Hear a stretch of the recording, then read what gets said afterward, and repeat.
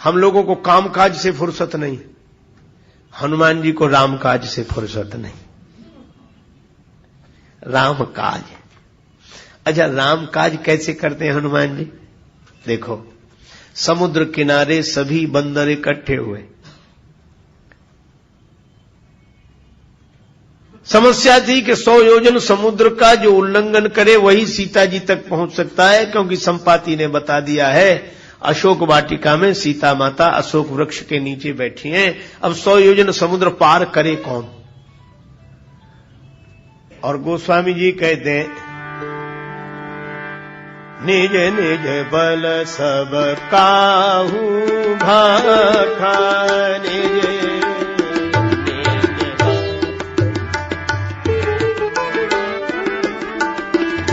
निज बल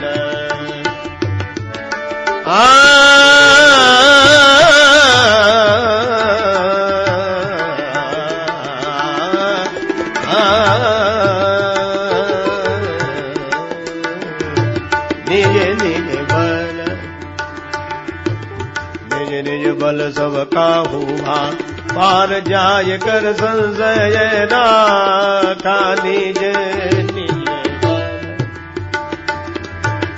निज निज निज निज बल, निज निज बल बल बल,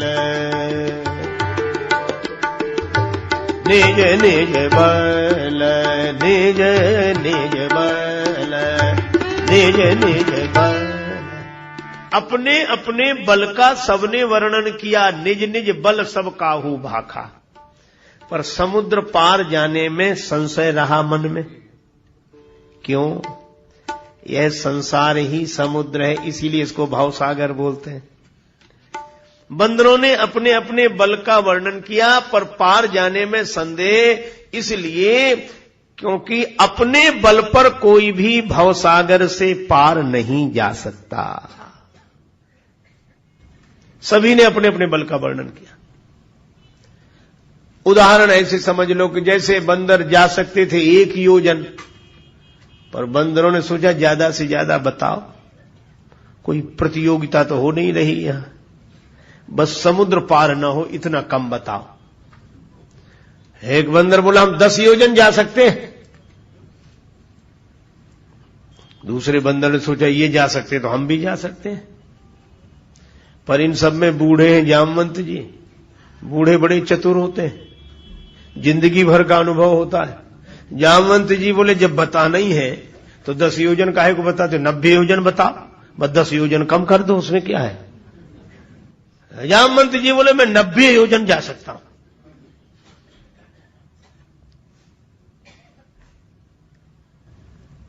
अब तब तक एक वीर को जोश आ गया। अंगद जी बोले मैं पार चला जाऊंगा। अंगद कहा ही जाऊं मैं पारा, मैं पार चला जाऊं। सभी ने कहा जय हो राम जी की जय हो, काम बन गया। अंगद जी पार जा रहे हैं। अंगद जी बोले पूरी बात तो सुनो। क्या? बोले पार तो चला जाऊंगा, पर लौटकर आने में संशय, पता नहीं लौटे कि न लौटे। ऐसे को भेजने से क्या फायदा? ऐसे को भेजने से ही क्या फायदा? वे कहते हैं कि पता नहीं लौटे कि न लौटे। देखो, कुछ बंदर हैं जिनको जाने में संशय है, पार जाई कर संशय राखा। और अंगद जी ऐसे हैं जिन्हें आने में संशय है। कहा कि हम जा सकते, हम जानने में संशय हमें। अंगद जी बोले हमें लौटकर आने में संशय। इसका अर्थ क्या हुआ कि कोई भी समर्थ नहीं हुआ अपने बल का वर्णन करके समुद्र पार जाने और आने में। पर यहां एक अजीब घटना घटी।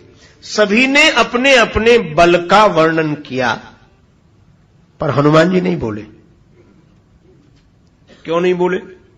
हनुमान जी से किसी ने कहा कि आप क्यों नहीं बोलते? हनुमान जी बोले जिसके पास अपना बल हो सो बोले, हमारे पास हमारा बल है ही नहीं। तो जामवंत जी ने सोचा कि इनको इनका बल याद दिलाएं। मैं आपको एक निवेदन कर रहा हूं आपसे कि हनुमान जी का बल याद दिलाओ, तभी वे कृपा करते हैं। ऐसी लोक मान्यता है, ऐसी हमारी धारणा है, क्योंकि हनुमान जी अपना बल भूले रहते हैं। लेकिन हनुमान जी को बल याद दिलाओ कैसे? एक सज्जन बोले हम बहुत प्रार्थना करते, हनुमान जी सुनते ही नहीं है। मैं आपको ढंग बता रहा हूं हनुमान जी को बल याद दिलाने का। आप कितनी कहो कि हनुमान जी आपकी तरह कोई बलवान नहीं है, और हनुमान जी आप तो सर्वसमर्थ हैं, हनुमान जी आप जैसा कोई महान नहीं है, कोई बलवान नहीं, कभी नहीं जागेंगे हनुमान जी, कितनी भी तारीफ कर लेना। ये उनको बल याद दिलाने का ढंग नहीं है। जामवंत जी इसमें असफल हो गए, वो कर चुके हैं ये प्रयोग जो हम कर रहे हैं। बोलो हम लोग ऐसे ही तो कहते हैं, हे हनुमान जी आपकी तरह कोई बलवान नहीं, हे हनुमान जी आप तो महान है, हनुमान जी आप तो परम शक्तिशाली। हनुमान जी सुनते ही नहीं है, उन्हें कोई फर्क नहीं पड़ता इससे। जामवंत जी ने यही कहा। गोस्वामी जी महाराज लिखते हैं, कहाई रीछपति सुनु हनुमाना, काचुप साधि रहा बलवाना, काचुप साधि रहा बलवाना।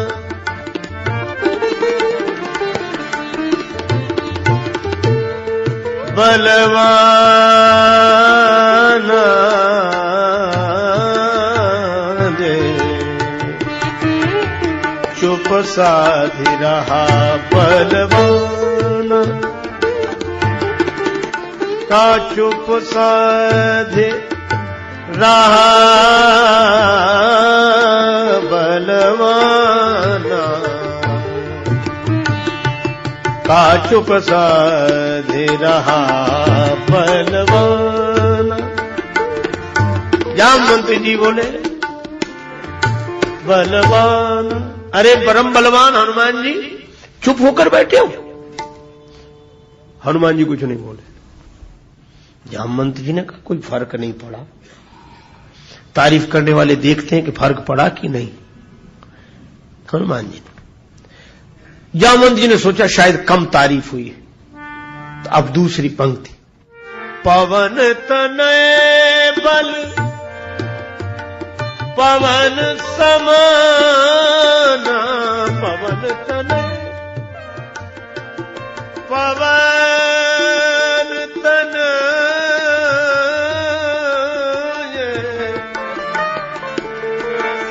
पवन तनय बल पवन समाना, बुद्धि विवेक विज्ञान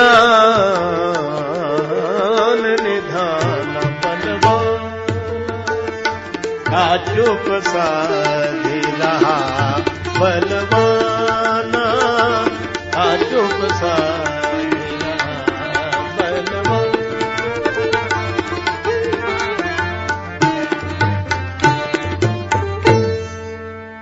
जामवंत जी बोले हनुमान जी तुम बलवान होकर चुपचाप बैठे हो। हनुमान जी में जब कोई अंतर नहीं आया तो जामवंत जी बोले अरे क्यों ना हो, पवन के पुत्र हो, अब पवन जैसे ही बलवान हो। तुम बुद्धि के, विवेक के, विज्ञान के भंडार हो। पवन तनय बल पवन समाना, बुद्धि विवेक विज्ञान निधाना। इतनी तारीफ की। प्रशंसा करने वाले यही तो कहते हैं, अरे आप तो बहुत महान हैं, वो इतने से। अरे आपकी परंपरा में भी ऐसे ऐसे लोग हुए, पर हनुमान जी में कोई फर्क नहीं पड़ा। जामवंत जी ने सोचा अब क्या करना चाहिए।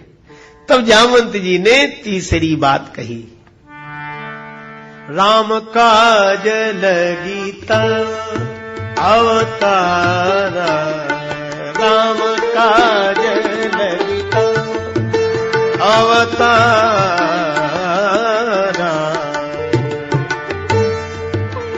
तब अवतारा राम काज लगी तब।